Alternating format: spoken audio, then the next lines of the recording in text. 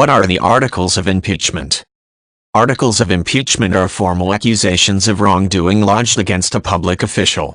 Many nations allow their legislatures to impeach people such as heads of state, and lesser officials can also be impeached through legislative actions. The articles of impeachment represent a set of charges, and additional action must be taken after they are drafted for a trial to take place. Impeachment of elected officials is relatively rare in most modern governments. The process for impeaching public officials varies, depending on the nation and the official. As a general rule, legislators in a lower house draft the articles of impeachment and then introduce them to the floor for a vote. If a majority vote is obtained, the articles of impeachment are sent to a higher house. The higher house holds a trial and votes on whether or not the elected official should be impeached.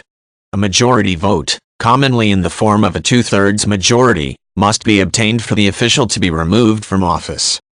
Once impeached, a public official can still be held liable for his or her actions. For example, if the legislature votes to impeach a prime minister because she or he committed murder, the prime minister can also be tried in a court of law for the crime of murder, and may be subject to civil charges as well. Impeachment is solely a mechanism for removing elected officials from office. The articles of impeachment clearly spell out all of the offenses the official is being charged with, and provide factual basis for the charges. While it is possible for only one article to be introduced, commonly there are several, and in some impeachment cases there have been numerous articles of impeachment. When the upper house votes on the impeachment, each article is voted on separately. It is possible for public officials to be convicted on some charges but not on others. Sometimes, people introduce articles of impeachment as an act of protest or commentary.